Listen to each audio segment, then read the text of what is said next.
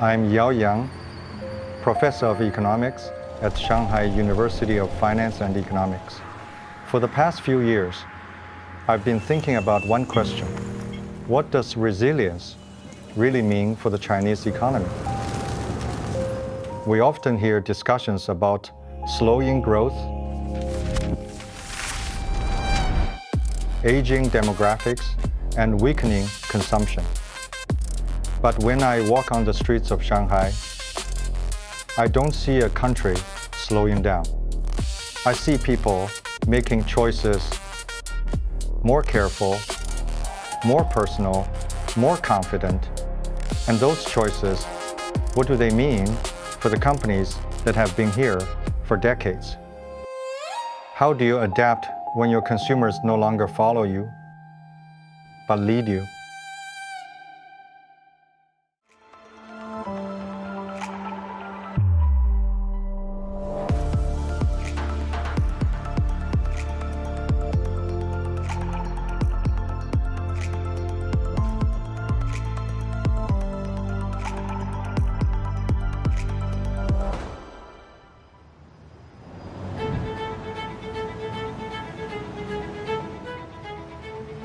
I began my search for answers with a German chemical company that has been in China for more than 5 decades. Before the real conversation began, I had the chance to experience the company's products firsthand as a consumer.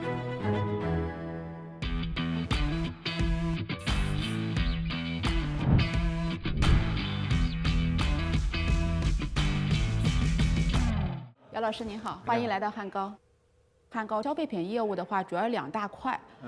一块的话就是我们说的美发业务，另外一块的话，洗涤剂和家居清洁。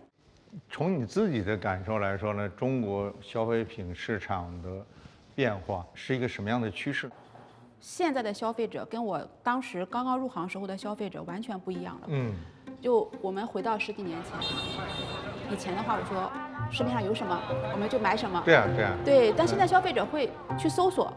消费者他已经从这种被动的接收产品，然后变成了主动的去寻找产品。我们总觉得呢，中国的消费品市场啊增长不够快，实际上可能有一个原因就是大家现在都是个性化了。我感觉呈现2极分化，这种现象它不是2类人群，它甚至有可能是出现在同一个人身上。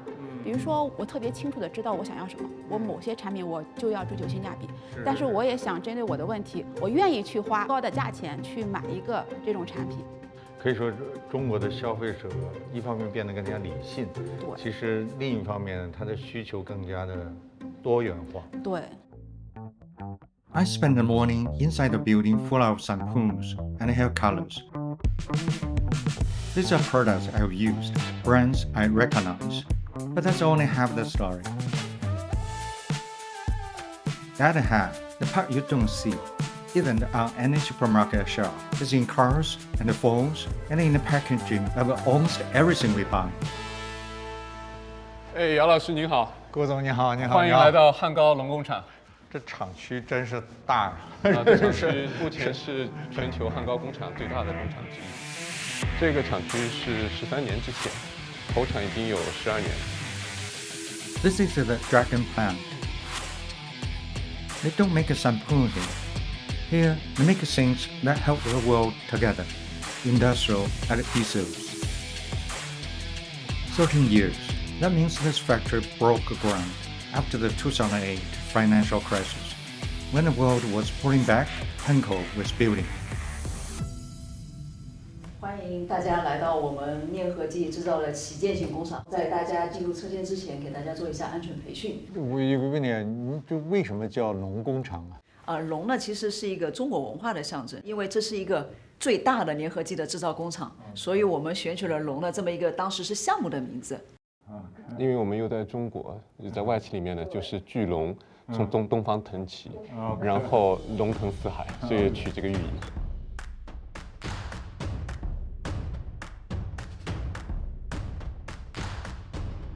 这是我们的一条全自动的灌装生产线，我们的整体的流程控制、参数设置，都是机器里面已经设定好的，所以我们的员工呢，可以按一个按钮就实现一键启停。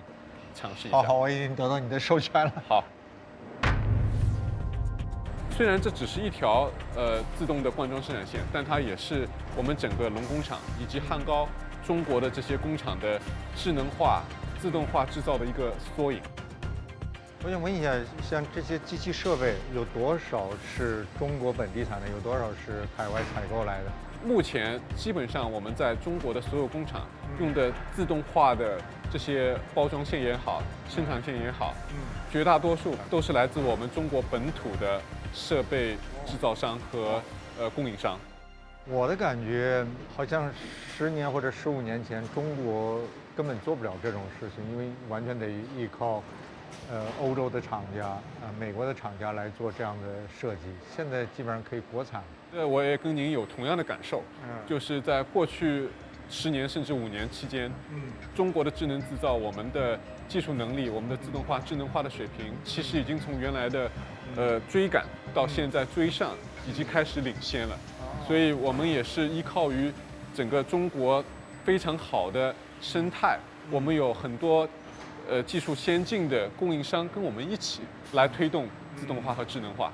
我们的中国制造的这个设备，我们不光这个成本有优势，我们的质量更好，而且我们的交货周期会更短。你会发现这一整串的工序里面，我们已经实现了端到端的这个自动化、无人化。This is a high level of automation, digitalization, and intelligent systems. The Dragon plant is redefining technology and efficiency, setting the benchmark for Henkel's adhesive plants worldwide. Yet, throughout every step of its way, from its foundation to its rapid growth, the Shanghai Chemical Industrial Park has also played a key supporting role. 这个园区其实是在2000年左右20几年了。它在招商引资的时候，它会有不同的考量，甚至它也会有一些产业发展的指导意见，确保说我们是有序竞争、有序投资。同时呢，园区政府呢也给我们在相关的执照证件的审批方面给了很多的指导和帮助。整个园区的公用工程的配套，包括水电、天然气、蒸汽等供应也是非常完备的。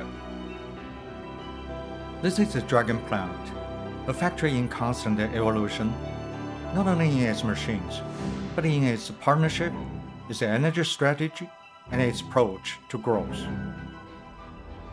China now stands at the forefront of emerging trends and the rapidly evolving consumer demands. The Chinese market is no longer merely a vast destination for sales, but has become a starting point for innovation. This profound shift from selling in China to creating in China represents a key business opportunity of our time. In Shanghai's Jiaxing, where tech companies cluster, what stands before me is far removed from assembly lines or chemical pipelines. Inside countless laboratories, people are pushing the boundaries of their fields, exploring what's possible at the frontier of research and business. Here, inspiration becomes innovation.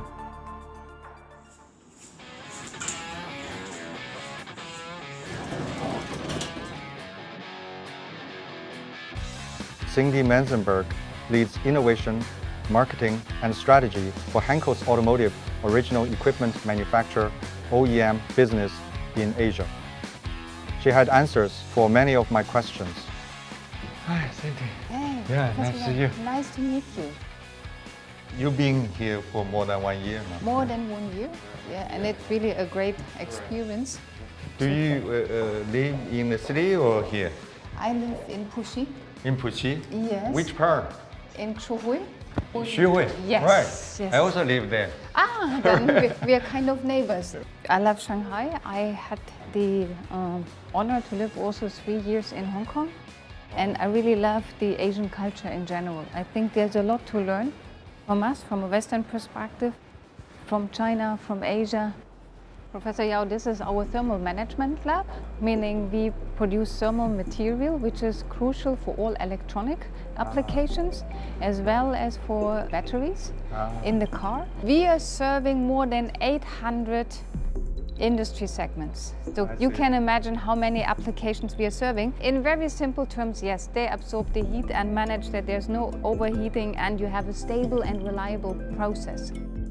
That's why temperature management is so crucial for all these electronical applications. I mean, we talked about data centers all the time in the past, but with the rise of artificial intelligence, the demand on energy management increased significantly. So as a consequence, our thermal solutions are even more important than they have been in the past. I noticed this park is not called an innovation center, it's called inspiration center. Why? This is a place of innovation.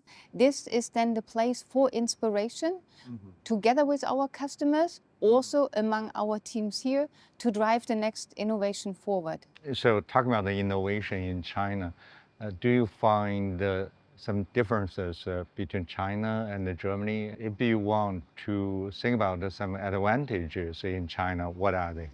First of all, they're very open-minded, they're very progressive, and also they explore quickly, fail fast, and improve continuously.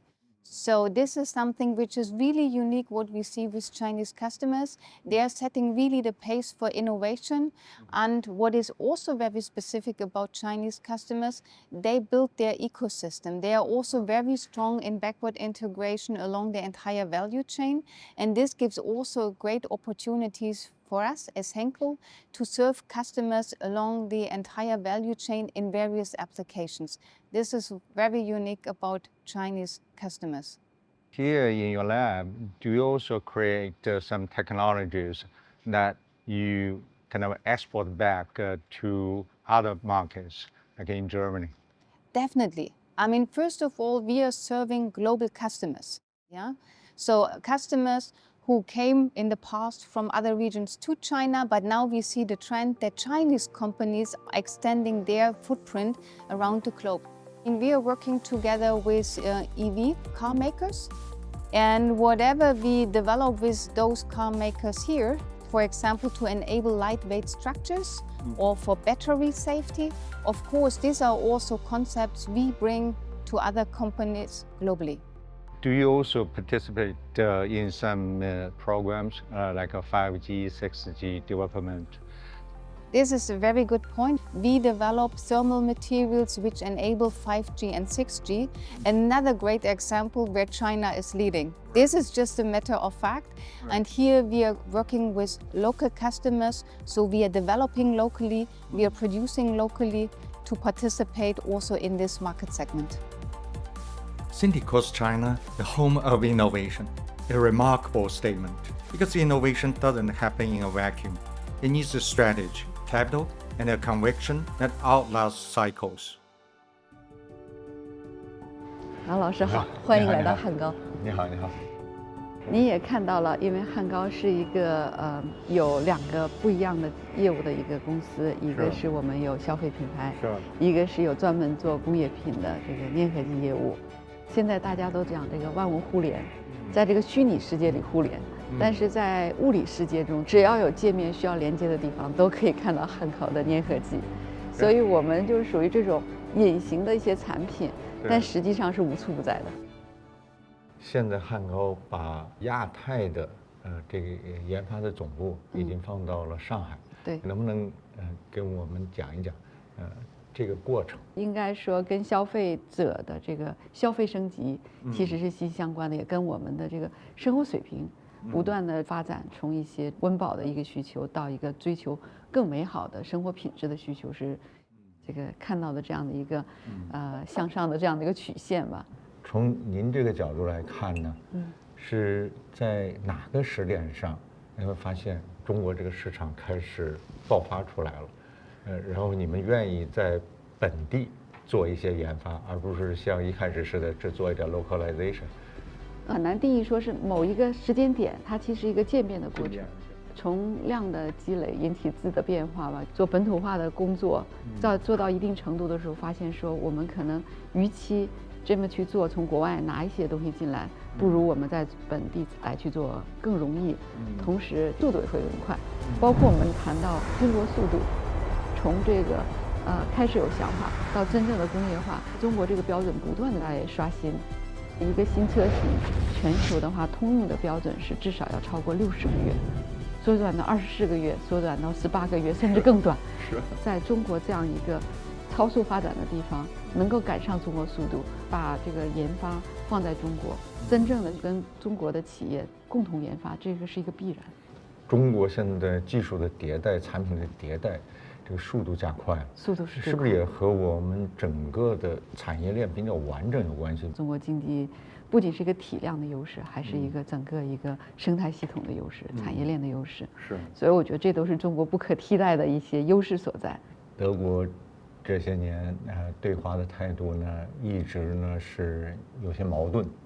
像你们这样的有点 all in China， 在德国那边会引起一些不同的声音吗？德国的这个企业在中国的投资总量都是非常大的。我们其实也可以看到，德国企业在华的这个投资的这个力度和这个趋势，都是在一个向上而不是一个向下的这样的一个趋势里。过去5年吧，我们的在中国的这个投入力度是非常大的，而且也应该是在持续的在做。那从创新的角度来看，在中国有哪些优势呢？上海城市的营商环境，这个政府的一些支持，人才储备。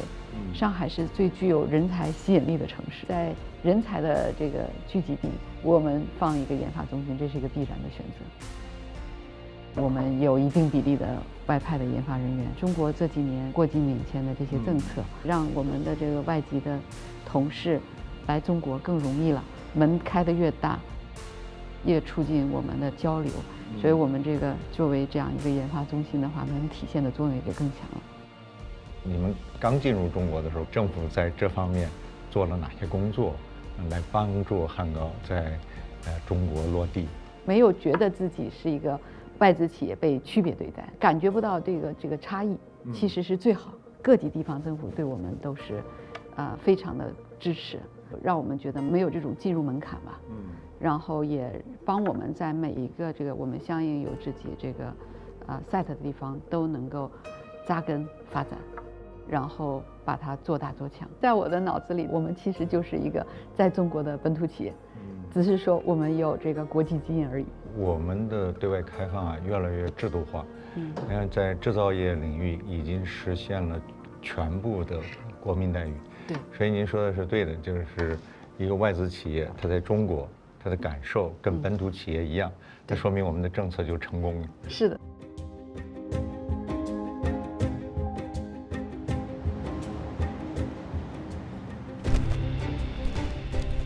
Today, many foreign companies are upgrading their China strategies. Instead of just expanding market shares, they are looking to anchor real value. By setting up R&D centers and innovation platforms, they are no longer just suppliers. They are becoming partners, working with their Chinese counterparts to meet the growing demand for higher quality products. The result is a deeper form of cooperation that goes beyond simple transactions, a genuine win-win relationship that's reshaping how global capital collects with the Chinese economy.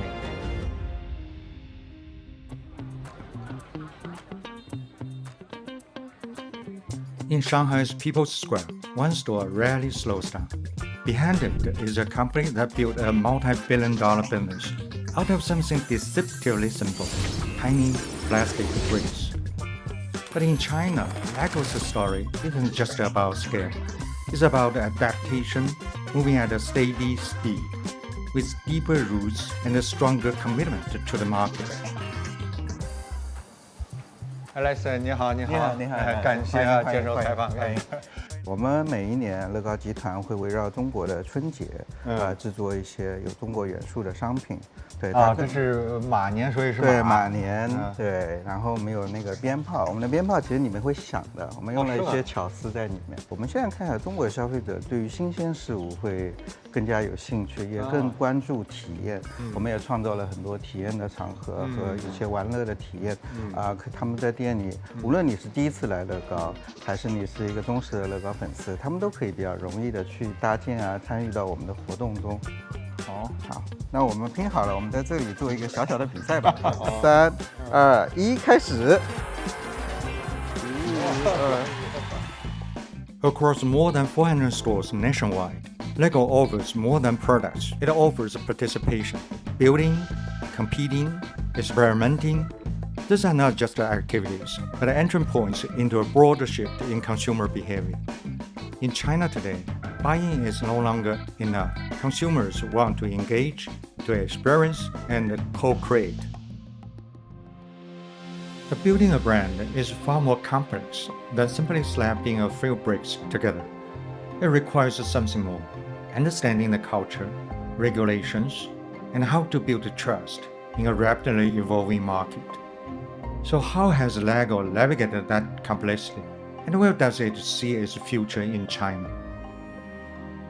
Let's just start with, as I said, this is really amazing because we can actually move it. Right? Yes, we can. This is amazing, right? And you have a good number of horses because you have 4 on the scroll and then you have 4 here, so you have 8, which is a good lucky number, right, for Chinese New Year. So this year is the year of the horse. It's the year of the horse, so, exactly. Yep. Was this idea inspired by the Chinese tradition? How Chinese tradition, Chinese culture play into your design of the Lego set? We really try to figure out how we can pair our universe of play with the right cultural elements so that it resonates with our consumers. So the Chinese market is super important to us, so we want to make sure that we are taking the time to figure out how do we encourage play with families and kids in China. And a lot of that has to do with finding things where people can relate to the product, right? So we take a lot of time, we do a lot of research, we have a lot of designers in Denmark. They come here for visits, they try to understand the culture, they get a lot of input. They take a look at a lot of culturally designed items here in China. So, go to different places where there's wood carvings or weaving or other different crafts and things in China and try and get their inspiration from that. It's very important to us to do that. According to your experience, how has the Chinese market evolved in the last several years? I think it's evolved significantly, I would have to say. I have had the benefit of being here and for almost 8 years, living here in Shanghai and traveling all over China. And it's been a wonderful experience. Because it's a priority market, it was important for me to be here to understand more about how the business works, how the law works, be able to train my team and to just learn as much as I possibly can to send that information back to the headquarters in Denmark. So this is a market that we take very seriously and will continue in for many years to come. I mean, we've been around here doing things since the 1980s and just learning and building as we grow. I understand IP protection is very important for LEGO Group. Yes. So if you think about it, the LEGO brand is our company. When you see that LEGO logo, we want you to know who you're dealing with. So we want people to somehow understand the full circle of innovation and creativity and protection.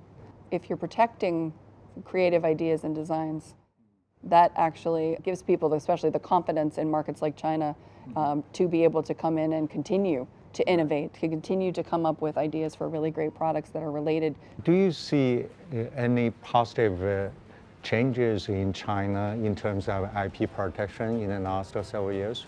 I've seen a lot. I think it's really definitely matured and grown, and there's a great deal of professionalism and understanding as to what our IP challenges have been in China, and that we've been super successful with a lot of IP enforcement in China. This is all the innovation and design and all of the creativity that we've put into our products has actually been recognized in China as an artistic work that can be protected under the law.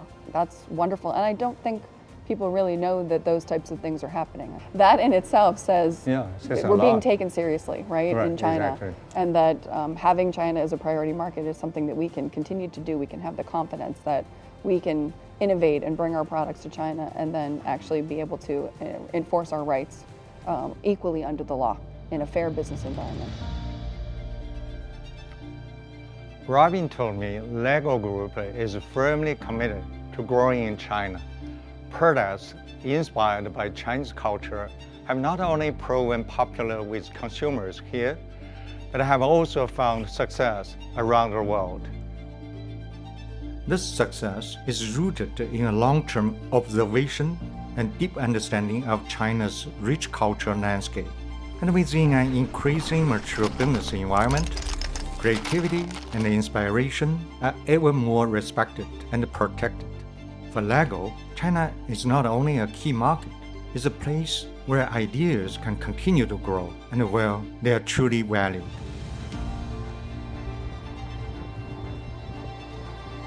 About 100 kilometers west of Shanghai lies Jiaxing, home to one of LEGO's most advanced production sites, what the company calls one of its most efficient and sustainable toy factories in the world. Here I see highly efficient production lines running around the clock. Machines operate 24 hours a day, 7 days a week, producing and assembling countless bricks and minifigures, meeting the vast demand across China and the wider Asia-Pacific region. It's also here that a quiet transformation in packaging is underway. Staff tell me that LEGO is replacing plastic with paper-based bags. With confidence, they point out that this factory took just 2 years to fully implement this more sustainable solution, leading the way within the company. Jiaxing factory launched its paper-based bag transition plan in 2023.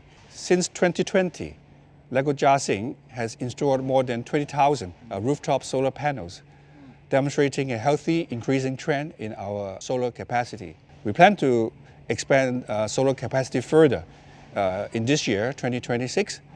We will continue to expand our waste heat recovery from our cooling systems to provide hot water across the site, reducing our consumption of natural gas. The so-called dual carbon goals outlined in the China's 15th five-year plan serves as an important guide for our carbon reduction strategy and implementation. Sustainability has become a central priority, but turning ambition into reality depends on something more fundamental: consistent profitability and a stable business environment. Jiaxing is in the heart of the Yangtze River Delta. It is close to Shanghai and some of the major consumer cities across China, and it let us respond very quickly to demands in the China and the Asia-Pacific area. Over the years, Jiaxing has become increasingly international, with better governmental services and supports for foreign companies. The local government actually has provided highly professional support for the factory's operations, making sure that our production runs smoothly at every step. So looking into the future, what kind of plan does the Jiaxing factory have? Our LEGO Group's mission actually is to inspire and develop the builders of tomorrow through play. We see China not only as an important market, but also as a core partner in achieving our mission. It helps us connect more deeply with Chinese consumers and bring creative, joyful LEGO experience to more children and families. This is a LEGO's China story, not a sudden expansion, but a gradual build. It's one shaped by changing consumers, evolving policies, and a market that rewards those willing to adapt. A single brick may be small, but over time, it can build more than castles. It can build families, markets, and the brand's confidence in the future. Two companies, one from Germany, the other from Denmark, different paths, yet both discovered vast opportunity in China and continue to invest here with confidence. Henkel's story shows that lasting success in a competitive market demands constant reinvention. LEGO Group's approach is different. Patient, long-term, building trust, brick by brick. And across China, stories like this of opportunity, resilience, and growth are being written every day.